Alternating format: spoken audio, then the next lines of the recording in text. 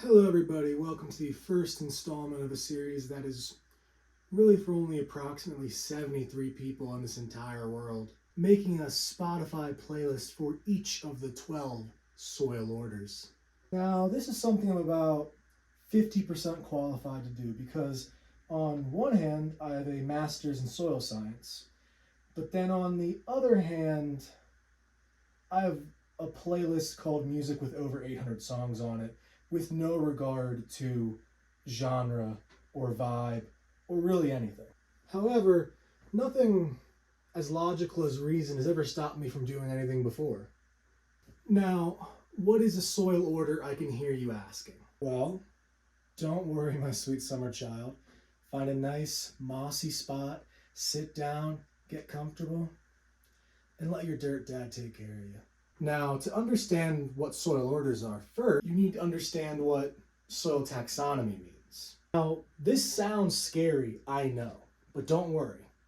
It is so much worse than you think it is. Simply put, soil taxonomy is how we define, differentiate, and name soil so that we can most optimally find its use. For example, some soils are better for agricultural land, while other soils are better for industrial purposes.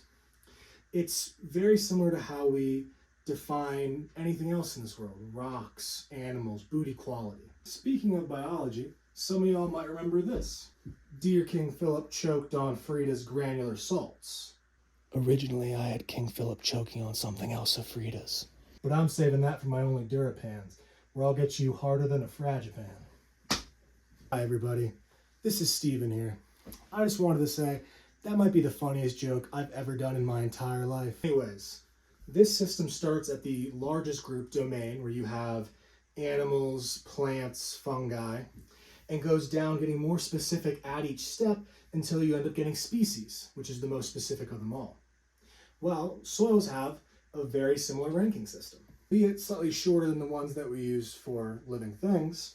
We start at order, go down to suborder, great group, subgroup, family, and series, which is the soil version of species. We will be focusing, for the sake of these playlists, on the orders, of which there are 12 of them, the broadest, most overarching category that we can use to define and name soils. However, we got a few options here, and we got a few videos coming up. So what order are we going to do them in? Well, for that, we're going to use something from the sacred text written by our Lord and Savior, Brady, and our Lord and Savior, Weil, the natures and properties of soils, which ranks them based on development. Another definition, I know, I'm sorry, but we're going to get through it, you and me, right here, right now. What is soil development? Well, it's very complicated. There's a lot of different things that can mean if a soil is developed or if it's undeveloped. So we're not going to focus on specifically what development means, but we're going to focus on the 5 factors within a soil's environment that can lead to a soil showing those factors that would make it seem to be developed or undeveloped. These 5 factors will not only primarily control the degree of development of the soil, but specifically what soil order it's going to be a part of. But first we have time. This is how long a soil has been in situ, how long it's been in its current state. The longer a soil is in a stable environment, the more likely that there's more rain or other factors that are going to happen to it which lead to further development. So again, generally speaking, older soil, more developed. Younger soil, less developed. We have topography. Now this refers typically to a landscape position of where the soil is being developed. For example, if you are a soil in a very stable, very flat environment where there's no flooding, you're on top of a hill, that soil is going to likely be more developed because there's less getting in the way of it. However, if you're a soil along a steep slope, there's going to be constant erosion coming down from that slope, which means you're going to constantly having new additions being added to the soil and removed from the soil, which typically means the soil is going to be less developed. Next up, we have climate. So for example, if your soil is in the rainforest, that means you're going to get a lot of rain, and a lot of rain and a lot of water typically lead to higher levels of soil development. However, it can also refer to temperature. We have one soil order, which we'll be getting into in a later video, where frost, cold, ice is one of the key factors of that soil order. So this impacts largely the main focus of climate is how much or how little it rains and the temperature.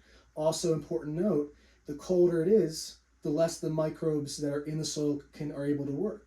So typically warmer and wetter environments lead to more development, while the vice versa leads to less development. Next we have parent material. This might seem a little confusing at first, but all this means is it's what the soil is made from. So for example, if your soil is being eroded from sandstone, the soil is likely to have a lot more sand in it than it has clay or silt in it. On vice versa, if your parent material is largely organic matter, well, we have a soil order that's almost entirely organic matter. And so this is basically the baking ingredients that are going into whatever you're making. And so if you're making something that's got a lot of sugar in it, it's probably going to be sweet. If you're making something that has a lot of sandstone in it, it's probably going to be sandy. And then lastly, down here in the corner, we have organisms. Now this is going to be a hot take that might piss off all 4 of you watching the video.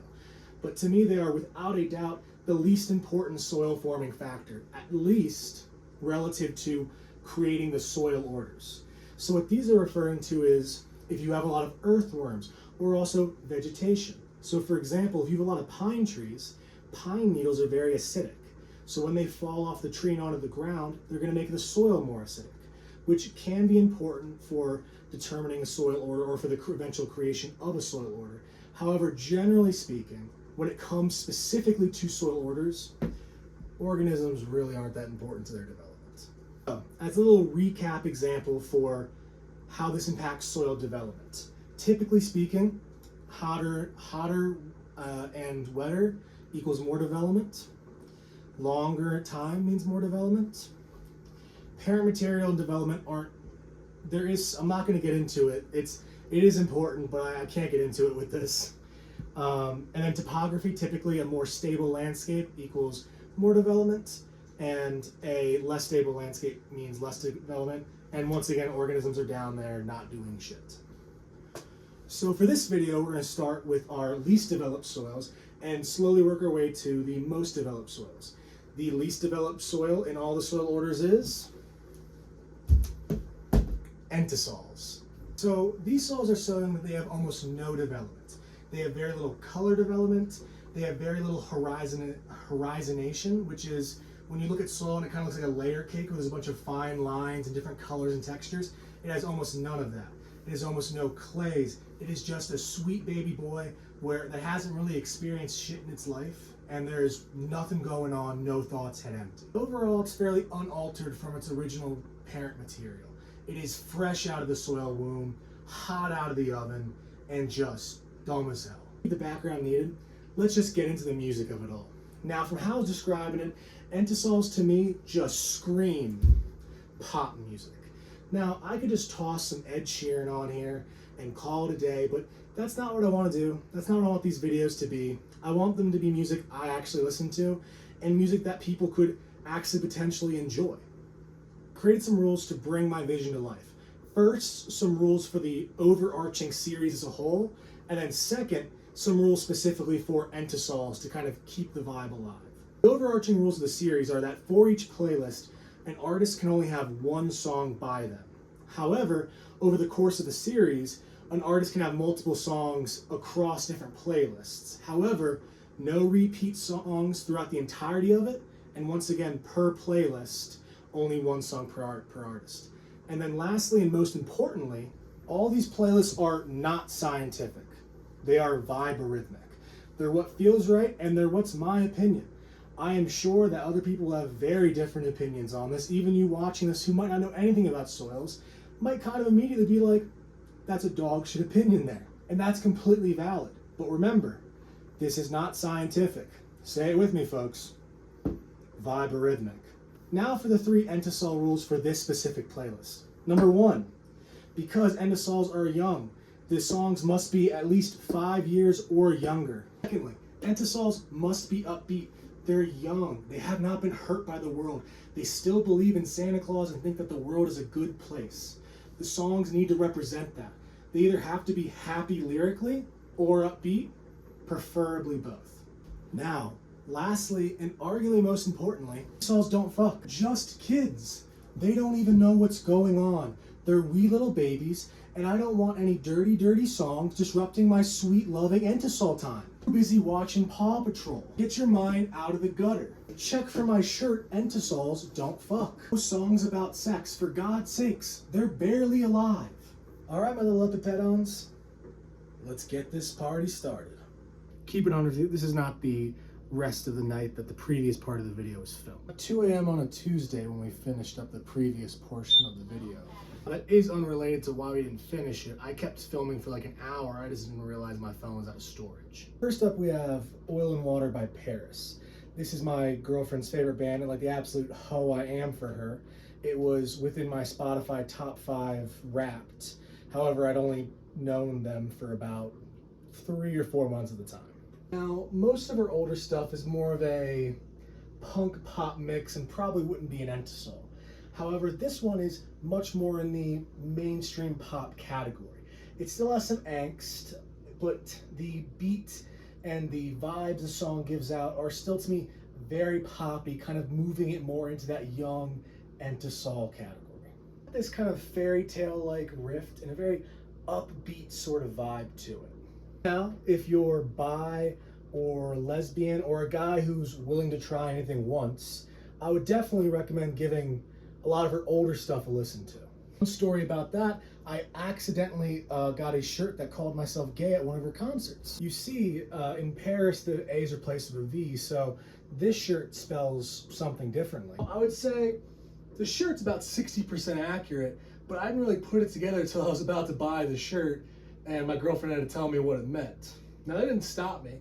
Still kind of a dope shirt. I stop and ask myself, is somebody trying to tell me something? Because it's the second time this has happened. The same trip I actually witnessed a mosh pit for the first time, believe it or not. Never have gone to a concert with a mosh pit before. And it was very confusing, a little scary, but mostly interesting. I was treating it kind of like I was a cultural anthropologist writing an ethnography. And if anything, I'm more confused than when I started. Then we have Heat Waves by the Glass Animals. Again, lyrically a little bit more of an angsty song, but it's, to me, is a kind of a chill, relaxing, slightly upbeat melody to it, which reminds me of happier times, gives me a little bit of a nostalgic vibe to it. Now, that might be because it barely snuck in, being from 2019. However, to me, it kind of still is in that poppy, upbeat when it comes to the actual rhythm of the song vibe. So it kind of has an Entisol glow to it. We have Watermelon. Oh, you heard that? Watermelon Sugar by Harry Styles. Probably the most Entisol song in the entire playlist. Happy, poppy, upbeat. Just makes you feel like you want to be at the beach, which is truly one of the most Entisol things you can be. I have a master's. Next we have El Meringue by Marshmello and Manuel Turizo. Apologies for that pronunciation. This song is a pop EDM. It's upbeat. Another pro thing is that it's in Spanish, and most people don't understand Spanish, at least where I am. So they just kind of hear the like vibes and mellow out and don't realize what it's about. Now, it's not about anything kind of sad or anything like that, but the lack of understanding makes it more Entisol because it's a little bit of a no thought, head empty vibe to the people listening to it. Now, it's definitely about love, but not explicitly a sex song, even though might be adding it to a different playlist of mine. 1 million followers and we'll drop that one. But it passes the check. What am I doing with my life? Next up, we have Irish Eyes by Rosie Betts. Now, this is not as much of a pop song, it's more on the folky vibe. However, it is still upbeat, so it is qualifying for it. And the big thing about this song to me is it feels like a very young perspective of the world. It's talking about somebody who wants to travel. It's someone who still believes like there's gonna be good in this world. I'm not trying to be super depressing about that, but it's an inherently happy song about being excited, which to me is the very epitome of Entisol. And I'm making videos about soil orders and music. Fuck. I like how little I listen to upbeat new poppy songs. The next song on this list is going to be I'm Just Ken by Ryan Gosling and the other Kens. God damn. I am not ashamed to say this might be one of my favorite pop songs in the past 5 years. It's pop, it's a beat. I mean, just come on, everything about it gives off that himbo energy. I mean, it's in the Barbie movie too, which to me, if there's any genre of music that's Barbie, it's going to be pop, like a bubblegum pop kind of thing. You have a movie whose entire vibe is both strong feminism, but also just the color pink, sung by a himbo, um, whose almost entire character arc is going from really dumb to slightly less dumb. Absolutely no development whatsoever. And let's be honest, put a little commentary on the side. Men's mental health in general, that's a pretty underdeveloped category as well. Guys, seek help. It's okay. Lord knows we all need it. Now, Higher by Hawks. Keeping it simple, it's poppy, it's a beat, and much like life, if you don't look at the lyrics of it, it looks like everything's okay. No, Mom, it is real money. Just because the coin has a dog on it doesn't mean it's not real. Finally making appearance, we have Lizzo with It's About Damn Time. Instantly glass half full, upbeat, woman in the morning doing a power walk to start her day off right anthem. Entisol to its very core. Now a song entirely just because it's popular, Blinding Lights by The Weeknd. It's upbeat, it's poppy, and I'm really struggling at this point. So about here, I'm kind of at the point of, do I just not listen to happy music? Or do I just not listen to pop music? Or do I not listen to music that isn't horny? It's a really scary thought. And it's probably a combination of all three of them. But God, this took me a while. Now, a little bit of a stretch. It's not poppy. It's Find Your People by Drew Holcomb. It's still more of an upbeat song, kind of like Irish Eyes. The thing with this song to me is it reminds me of, and my fellow young to mid 20 people can relate to this, when you're just starting out in a new career and you're talking to people much older to you in the career, they've been doing it for years and years, and they realize how young and new you are to the field, and all of a sudden they're like, oh no, do you like know how to eat food correctly? Like, here, come under my wing, let me show you, let me give you the rundown. And it kind of has a little bit of that nurturing vibe to it, which to me kind of reminds me of when you are fresh to a new field, which is a very Entisol feeling. Now we have Turn Out Fine by Henrik. Again, when you listen to the lyrics of the song, it might come off as a little more somber and sad, but at its core, it's a song just telling us, hey, everything's gonna be all right. Love your mother. Enjoy life. Have a good time. Be more like an Entisol. God, that's fucking stupid. But yeah, be more like an Entisol. Have more of that dumb fun in your life. You don't need to be stressed because at the end of the day, things are, for the most part, going to turn out okay.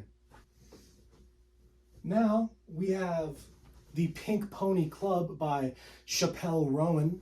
Another song that's kind of just on here because it's a popular pop song.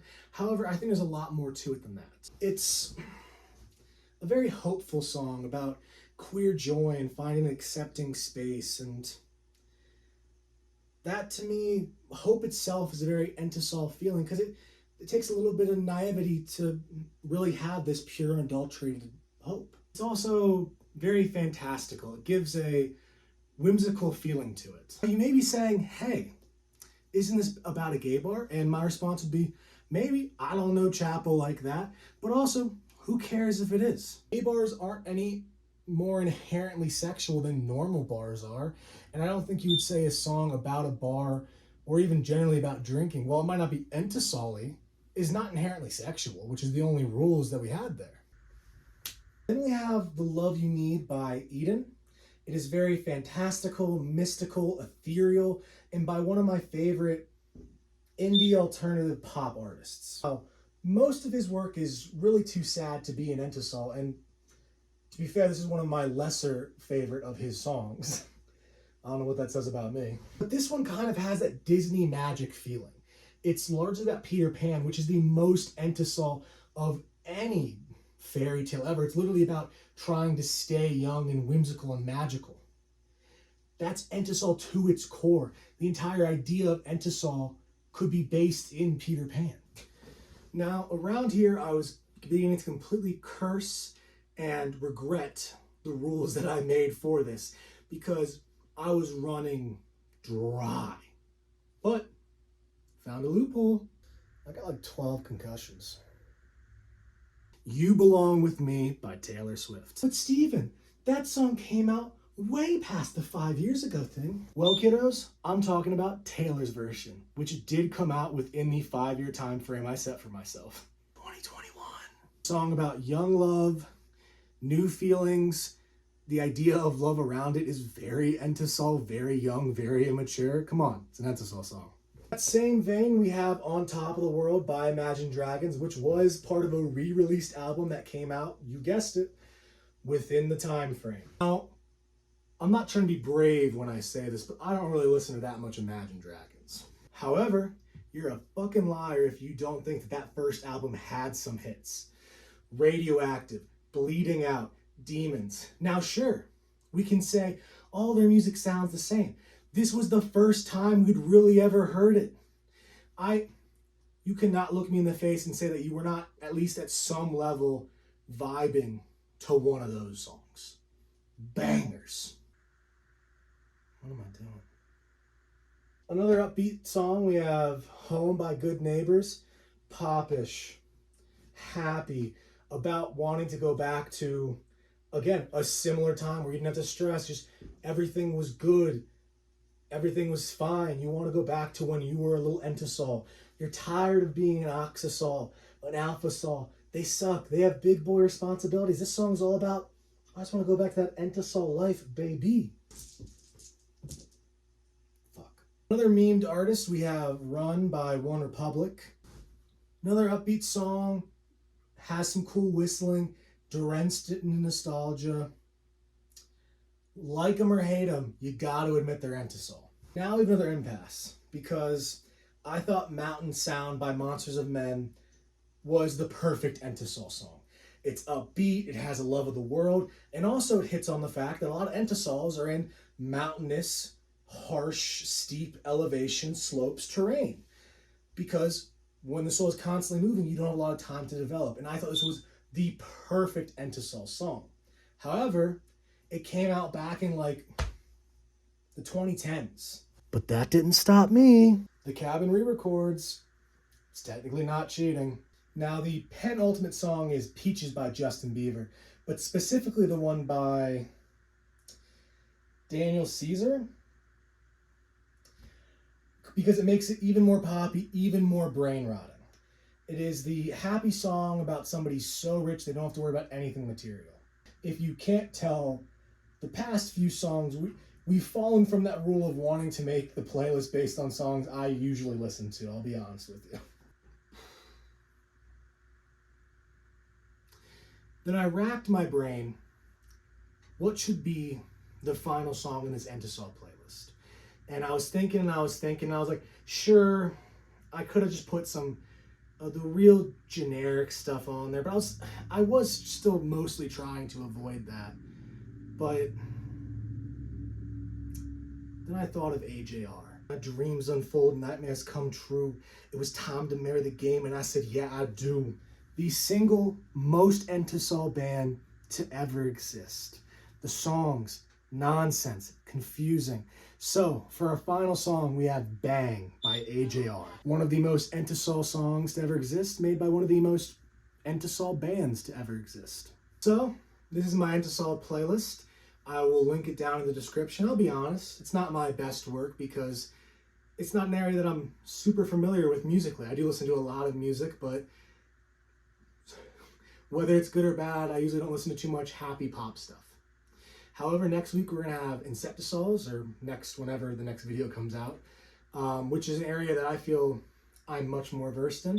Let me know in the comments if you like the playlist, how you change it, especially if you're out there and you like to listen to that more upbeat bubblegum pop. You don't have to use the same rules as me. You can if you want to. I'd love for you guys to send me playlists if that's possible. Make your own. Tell your friend. Kind of get into it, you know? Maybe try to make the next playlist before me, and then you can kind of see if we were on the same page, you know? But yeah, I encourage you to get out there and learn more about soils. It's really important, and I think it'd be really cool if we got even a few of you. I mean, let's be honest. If I even got one or two of you to kind of care more about soils and begin to look into it more, I think that'd be really great. So if you made it this far, thank you so much for watching. I had a lot of fun making this, and I'm looking forward to making the rest of them. Peace, have a good one, and roam on.